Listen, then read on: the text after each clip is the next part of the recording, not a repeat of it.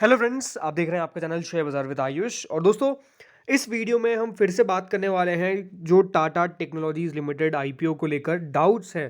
देखिए, कल हमने फर्स्ट वीडियो बनाया था डाउट के ऊपर और मुझे लगा था कि वो वीडियो सफिशिएंट रहेगा, उसमें सारे डाउट्स क्लियर हो जाएंगे। लेकिन उसके बाद भी बहुत सारे ऐसे जेन्युइन डाउट्स थे जो डेफिनेटली निकल कर आए, उसके बारे में हम इस वीडियो में बात करने वाले हैं। और जो भी इंपॉर्टेंट डाउट्स है जो बाकी के, वो डेफिनेटली कवर हो जाएंगे। एंड डेफिनेटली आखिरी वीडियो रहेगा डाउट्स रिलेटेड। बाकी आप वापस से कमेंट में पूछिएगा और मैं बिल्कुल आंसर करने की कोशिश करूंगा, बिकॉज कल काफ़ी सारे कमेंट्स आ गए थे तो सबका जवाब देना पॉसिबल नहीं होता है। तो मैंने सोचा कि चलिए उसको एक सेपरेट सा वीडियो बनाकर क्लियर कर दिया जाए, राइट। तो कल वाले डाउट्स के लिए अगर आपको मतलब वो डाउट्स हो और आपके वो कवर ना हो तो वो जाके आप चेकआउट कर लीजिएगा। वो दूसरा वाला वीडियो मैं उसकी लिंक डिस्क्रिप्शन में दे देता हूँ। इस वाले डाउट्स में जो हमने कवर नहीं किए उनको पूरे कवर करने वाले। तो चलिए शुरू करते हैं। तो सबसे तो आपको अपडेट दे देता हूँ कि दोस्तों, टाटा मोटर्स के द्वारा टाटा टेक्नोलॉजीज के अंदर जो भी उसके मतलब टाटा मोटर्स के जो भी शेयर होल्डर है, उन सबको मेल भेज दिया गया है टाटा टेक्नोलॉजीज के लिए कि आप शेयर होल्डर हैं और आप चाहे तो अप्लाई कर सकते हैं in the share holder category. Company का वो ईमेल नहीं है कि आपको अप्लाई करना है, वो सेबी के रूल के खिलाफ है। बेसिकली उनको मेल जा चुका है जो टाटा मोटर्स और टाटा मोटर्स डीवीआर के शेयर होल्डर है। तो आप देख सकते हैं कुछ ऐसा मेल आया है। ये जो आप देख रहे हैं यहाँ पे आपका ऑलमोस्ट जो आपका डीमैट नंबर है वो आ जाएगा, शो कर जाएगा। बाकी टाटा मोटर्स के शेयर होल्डर्स को ऐसा बेसिकली कम्युनिकेशन भेजा गया है, Tata Motors Limited IPO communication to Tata Motors share holder. अब इसमें सबसे बड़ा डाउट जो था वो था ये कि टाटा मोटर्स के क्या डीवीआर के शेयर होल्डर भी अप्लाई कर सकते हैं टाटा मोटर्स की कैटेगरी में। तो ऑब्वियसली आप अप्लाई कर सकते हैं। हो सकता है कि आपके पास मेल अभी तक आ चुका हो। अगर आप शेयर होल्डर है स्टिल और आपको अभी तक मेल नहीं आया है तो या तो देखिए आपके पास 13 तारीख के बाद या फिर 13 तारीख को आपने शेयर्स खरीदे होंगे तो आप एलिजिबल नहीं है। मैंने कल वाले वीडियो में भी आपको क्लियर कर दिया था।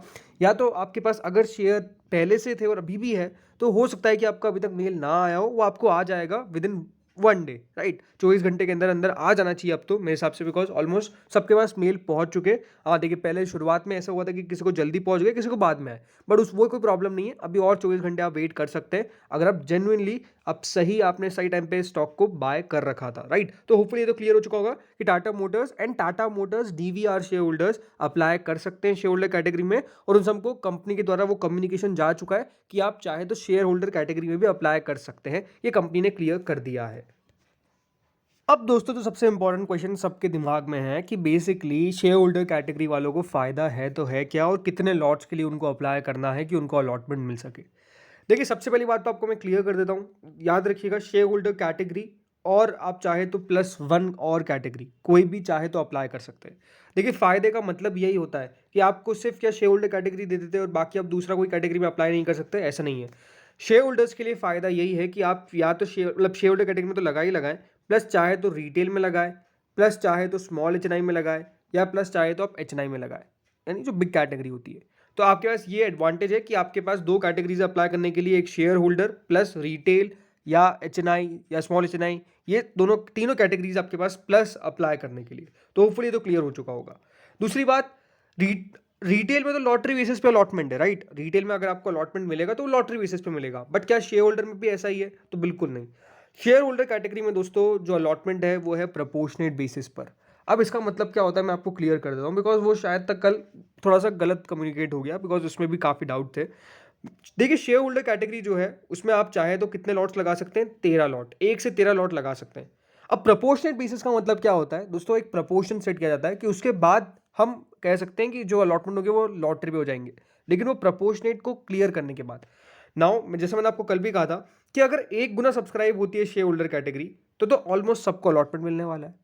2 गुना भी सब्सक्राइब होगी और आपने अप्लाई किया है फॉर एग्जाम्पल 3 लॉट्स के लिए, तो आपको शेयर होल्डर कैटेगरी में ये फायदा रहेगा कि आपको 1 लॉट मिल सकता है। क्यों? बिकॉज आपने ऑलरेडी 2 लॉट के लिए पैसे दे रखे, 3 लॉट के लिए पैसे दे रखे हैं और वो आईपीओ 2 ही लॉट मतलब 2 ही गुना सब्सक्राइब हुआ है, तो आपके पास मौका रहेगा।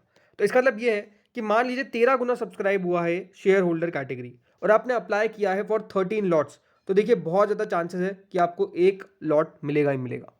अगर आप अब 14 लॉट्स तो अप्लाई नहीं कर सकते, राइट। 13 लॉट ही आप अप्लाई कर सकते हैं, जिसकी वैल्यू कितनी है? 1,95,000, 2 लाख से कम की बिड होनी चाहिए शेयर होल्डर कैटेगरी की।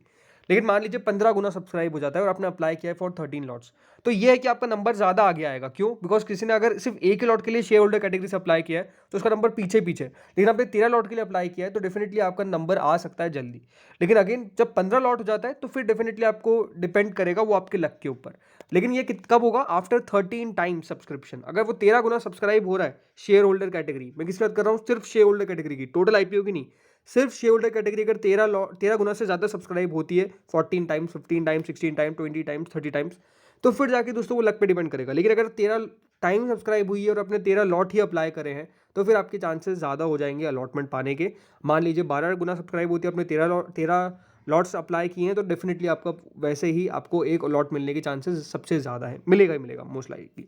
तो होपफुली आपको ये क्लियर हो चुका होगा कि प्रपोर्शनेट बेसिस का मतलब होता क्या है। हाँ, कल थोड़ा सा मिसकम्युनिकेट हो गया था, इसलिए उसको मैंने क्लियर कर दिया इस वीडियो के अंदर कि किस तरीके से दोस्तों आपको अलॉटमेंट मिलने वाला है शेयर होल्डर कैटेगरी के अंदर। क्या बाकी कैटेगरीज में भी ऐसा है? तो बिल्कुल नहीं। रिटेल में अगर आप लगा रहे हैं तो याद रखिएगा, मान लीजिए 5 गुना सब्सक्राइब होता है और आपने अप्लाई किया फॉर 6 लॉट्स, बट स्टिल आपको अलॉटमेंट मिलेगा तो सिर्फ एक ही लॉट का, मतलब एक ही आपको लॉट मिलेगा, लेकिन उसमें भी लॉटरी बेसिस है।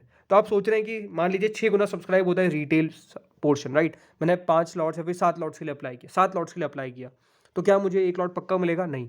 रिटेल के अंदर लॉटरी सिस्टम है, शेयर होल्डर कैटेगरी के अंदर प्रपोर्शनेट सिस्टम है। ये बात आपको समझ में आना चाहिए कि किस तरह से अलॉटमेंट होने वाला है। तो होपफुली आपको ये क्लियर हो चुका होगा। तो इसीलिए शेयर होल्डर कैटेगरीज में जो भी अप्लाई करने की सोच रहा है वो आखिरी दिन अप्लाई करे और देख के अप्लाई करे कि कितना गुना सब्सक्राइब हो चुका है शेयर होल्डर पोर्शन।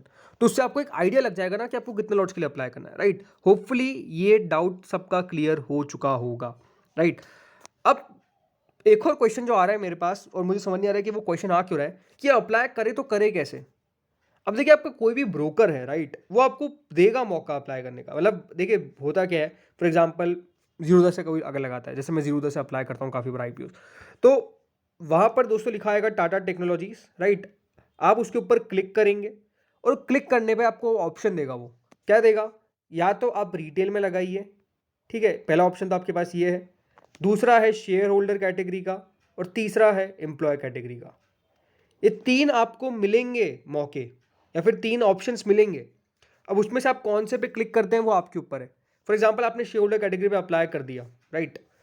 क्या उसके बाद रिटेल का ऑप्शन दिखाएगा? बिल्कुल दिखाएगा, क्योंकि आपके पास वो ऑप्शन है, राइट? आपके पास वो ऑप्शन है अप्लाई करने का। कोई अगर एम्प्लॉय है तो उसके पास भी ऑप्शन है। एम्प्लॉय के लिए तो कंपनी ने कहा है कि आप चाहे तो ऑलमोस्ट 4,90,000 यानी ऑलमोस्ट 33 लॉट्स के लिए ऑप्शन दिया गया है कि आप चाहे तो अप्लाई कर सकते हैं, ऐसा कुछ दिया गया है। बाकी H9 में आपको 14 से 66 लॉट्स लगाने हैं और बिग H9 में 67 से ज़्यादा लगाने हैं, जिसकी वैल्यू 10,05,000 होती है। तो होपफुली डाउट क्लियर हो चुका होगा। देखिए, कंपनी के एम्प्लॉयज़ के लिए 1 से 33 लॉट्स के लिए रेंज दी गई है, 4,95,000 की ऑलमोस्ट वैल्यू दी गई है कि आप अप्लाई कर सकते हैं। तो होपफुली क्लियर हो चुका होगा कि क्या क्या ऑप्शन मिलने वाले हैं। अप्लाई करने की चिंता मत करिए कि मैं अप्लाई कैसे करूंगा। अप्लाई का ऑटोमेटिकली जहाँ भी आप आईपीओ लगा रहे हैं, जिस भी ब्रोकर से आप अप्लाई कर रहे हैं, जिस भी ब्रोकर के थ्रू आप अपना एप्लीकेशन लगाते हैं आईपीओस की, वहाँ पे आपको ऑप्शन दिखाएगा, शेयर होल्डर कैटेगरी दिखाएगा। उस बात की चिंता कृपया करके कोई ना करे, बिकॉज वो आपको ऑप्शन मिलने वाला है। होपफुली ये भी आपका डाउट अब क्लियर हो चुका होगा। और बाकी जैसे मैंने बताया, टाटा मोटर्स और डीवीआर शेयर होल्डर्स के लिए फ़ायदा है कि आप कैसे लगा सकते हैं, share holder plus retail, share holders plus HNI small, या फिर शेयर होल्डर्स प्लस एचएनआई बड़ी वाली, मतलब बिग कैटेगरी। बाकी कंपनी के बारे में जल्द हम डिटेल वीडियो लेकर आएंगे जिसमें हम बात करेंगे कंपनी के ऊपर सारे डाउट्स। उसमें हम कंपनी के समझेंगे कि डेफिनेटली कंपनी का बिजनेस कैसा है, कंपनी का फ्यूचर का एक्सपांशन के बारे में कंपनी की राय क्या है, एंड डेफिनेटली कंपनी के बारे में जो भी डिटेल्स होगी उसको हम डिस्कस करेंगे। तो होपफुली दोस्तों ये सारे आपके डाउट्स क्लियर हो चुके होंगे, बिकॉज जो डाउट्स रह गए थे उन डाउट्स को क्लियर कर दिया, एंड जो अपडेट आया था अबाउट द मेल वो भी मैंने आपको दे दिया है। तो फ्रेंड्स, इस वीडियो में इतना ही था। Friends, watching this video.